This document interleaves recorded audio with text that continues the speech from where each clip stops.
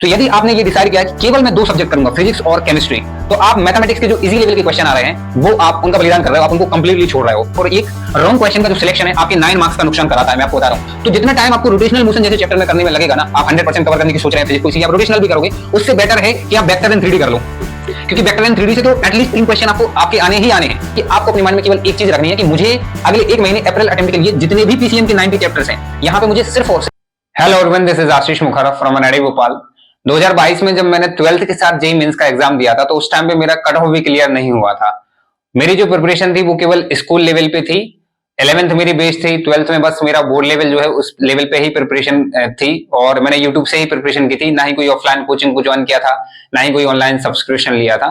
मेरा जो स्कूल था वो काफी अच्छा था, जवाहर नवोदय विद्यालय सागर एमपी, ठीक है। तो स्कूल लेवल पे ही मेरी प्रिपरेशन थी।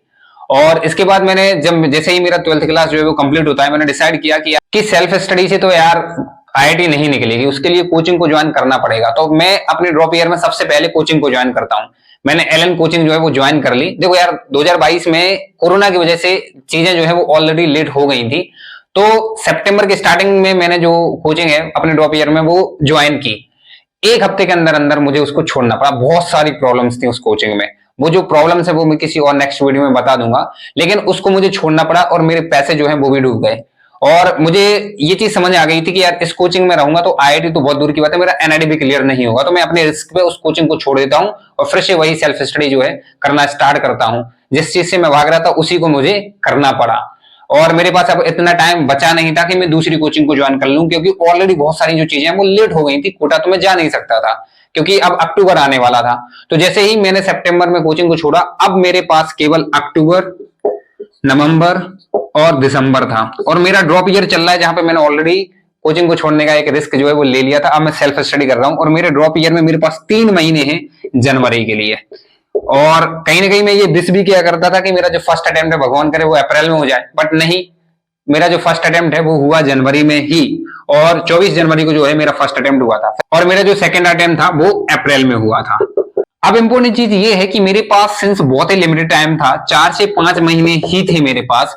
तो मैंने ये डिसीजन लिया था कि यार मैथ्स को थोड़ा दूर ही रखते हैं, पहले फिजिक्स और केमिस्ट्री को 100% जो है वो कवर करते हैं। क्योंकि कहीं ना कहीं जब मैंने 12th के साथ दिया था तो मुझे ये चीज एनालाइज हुई कि मैथ्स जो है वो थोड़ी सी लेंदी से टफ आ रही है, और कहीं ना कहीं केमिस्ट्री जो है वो एनसीईआरटी से पूछी जा रही है, फिजिक्स जो है वो फॉर्मूला बेस्ड पूछी जा रही है। इसलिए मैंने डिसाइड किया कि क्यों ना इसका 100% सिलेबस कवर करके मैथ्स में केवल इंपॉर्टेंट चैप्टर्स किए जाएं। तो वही डिसीजन मैंने यही अक्टूबर में ही लिया, और मैंने फिजिक्स और केमिस्ट्री का 100% सिलेबस जो है वो कवर करना स्टार्ट कर दिया। और इन द एंड मैंने कवर कर भी लिया, जिससे मेरा जो फिजिक्स है उसमें मेरा 98.5 परसेंटाइल बना था, और केमिस्ट्री में मेरा 98.7 परसेंटाइल बना था, और मैथ्स में अराउंड 85 था, जो कि 21 मार्क्स पे बन गया था। ठीक है, बहुत ही कम मार्क्स थे। बाकी मेरा फिजिक्स और केमिस्ट्री में जो है अच्छा परसेंटाइल था। इससे ओवरऑल जो परसेंटाइल था वो 97.52 था। अब बात ये आती है कि क्या ये जो डिसीजन था कि केवल मैथ्स को छोड़ ही दिया जाए। देखो यार, मैथ्स मेरी वीक नहीं थी, लेकिन टाइम कम था। अब आपके पास भी अप्रैल अटेम्प्ट के लिए केवल 1 महीना ही बचा है, मतलब कहीं ना कहीं बहुत ही कम टाइम बचा है। लेकिन मैं फिर भी आपको ये जो तरीका है ये सजेस्ट नहीं करूंगा। अब यहाँ पे बहुत ज्यादा इंपॉर्टेंट चीज है, आपको ये जो दो इंपॉर्टेंट चीजें हैं जो मैं बताने जा रहा हूं वो जी एडवांस के लिए भी बिल्कुल इक्वली इंपॉर्टेंट होती हैं, इसलिए ध्यान से आपको इसको सुनना है। देखो यार, जब कोई भी पेपर जो है वो बनता है ना, चाहे वो जेईई मेंस का हो, बोर्ड का एग्जाम हो, चाहे जेईई एडवांस का ही पेपर क्यों ना हो, हमेशा याद रखना उसमें 3 सेक्शन होते हैं।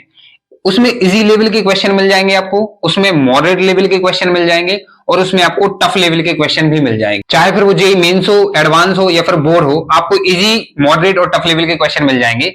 और यदि मैं जेईई मेंस की मैं बात करूं, जेईई मेंस जिसमें फिजिक्स आ रही है, केमिस्ट्री और मैथ्स, 3 सेक्शन होते हैं, तो इसमें भी फिजिक्स में भी आपको 3 चीजें मिल जाएंगी, इजी, मॉडरेट, टफ। केमिस्ट्री में भी आपको 3 लेवल मिलेंगे, इजी, मॉडरेट, टफ। मैथ्स में भी आपको 3 similarly easy, moderate, tough level के क्वेश्चंस आपको मिल जाएंगे। तो यदि आपने ये डिसाइड किया है कि केवल मैं 2 सब्जेक्ट करूंगा, फिजिक्स और केमिस्ट्री, तो आप मैथमेटिक्स के जो इजी लेवल के क्वेश्चन आ रहे हैं वो आप उनका बलिदान कर रहे हो, आप उनको कंप्लीटली छोड़ रहे हो। और जब आप फिजिक्स और केमिस्ट्री को 100% कवर करने की सोच रहे हैं, तो आप अपने आप से ये प्रॉमिस कर रहे हैं कि इसके जो टफ लेवल के क्वेश्चन आएंगे वो भी आप करोगे। जो कि जरूरी नहीं है आप पर बनेंगे। मतलब जो फिजिक्स और केमिस्ट्री में जो टफ लेवल के क्वेश्चन आ रहे हैं वो जरूरी नहीं आप पर बनेंगे। और एक और यहाँ पे बहुत इंपॉर्टेंट पॉइंट है, वो है आपके एग्जाम का पैटर्न। आपको ऑलरेडी ये पता है कि इंटीजर टाइप क्वेश्चन में से केवल आपको 5 ही करने हैं, तो यहाँ पे 100% सिलेबस कवर करने की जरूरत ही नहीं है फिजिक्स और केमिस्ट्री में, क्योंकि आपको 5 क्वेश्चन तो छोड़ने हैं। और आपको केमिस्ट्री में तो यहां तक पता है कि फिजिकल ज्यादा डाली जा रही है, तो फिजिकल के यदि आप आधे चैप्टर भी करते हो तब भी आप 10 में से 5 वहां पे बना के आ जाओगे। एक और यहाँ पे जो मेजर पॉइंट है, जैसे कि यदि आप रोटेशनल मोशन पढ़ रहे हो और जेईई मेंस के लिए प्रिपेयर कर रहे हो, तो यार एडवांस के लिए तो रोटेशनल मोशन बहुत ज्यादा इंपॉर्टेंट चैप्टर है, भर भर के क्वेश्चन आते हैं, लेकिन जेईई मेंस में इससे केवल 1 से 2 क्वेश्चन ही आते हैं। और एक क्वेश्चन जब आता है तो वो मैक्सिमम चांस है वो मोमेंट ऑफ इनर्शिया से ही आए, parallel axis theorem, perpendicular axis theorem, वहां से ही पूछा जाए। तो जितना टाइम आपको रोटेशनल मोशन जैसे चैप्टर में करने में लगेगा ना, आप 100% कवर करने की सोच रहे हैं फिजिक्स को, इसलिए आप रोटेशनल भी करोगे, उससे बेटर है कि आप वेक्टर एंड 3D कर लो, क्योंकि वेक्टर एंड 3D से तो एटलीस्ट 3 क्वेश्चन आपको आपके आने ही आने हैं।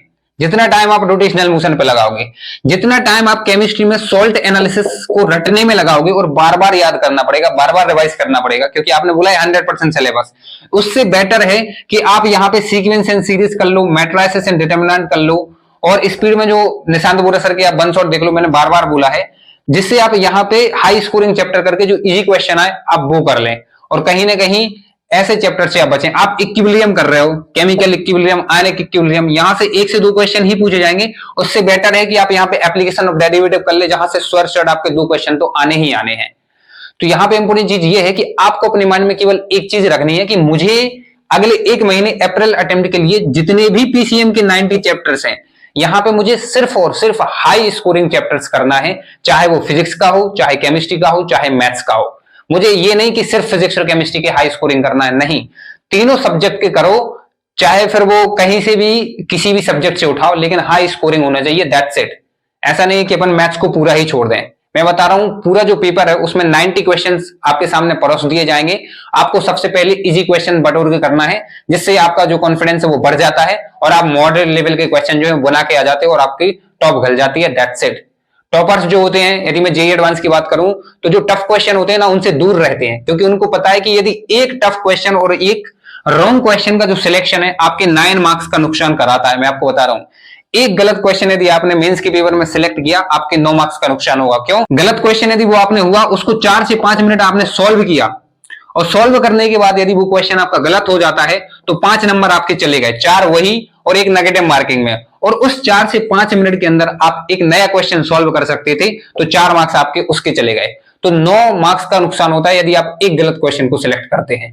तो इसलिए बहुत ज्यादा इंपॉर्टेंट है कि आप 90 चैप्टर्स में से जो इंपॉर्टेंट चैप्टर्स हैं वो आप तीनों सब्जेक्ट में से करें, कहीं से भी हो, ये नहीं कि आप एक सब्जेक्ट पूरा छोड़ रहे हैं। अब बात ये आती है कि मोस्ट इंपॉर्टेंट चैप्टर्स कौन कौन से हैं, तो उसके लिए मैंने ऑलरेडी 1 मंथ की कंप्लीट स्ट्रेटेजी फिजिक्स, केमिस्ट्री और मैथ्स की बना दी है और अपने चैनल पर ड्रॉप कर दी, और उनकी जो लिंक है वो आपको डिस्क्रिप्शन में मिल जाएंगी, तो उनको जाके जरूर देखो और अपनी पढ़ाई जो है उसको कंटिन्यू रखें।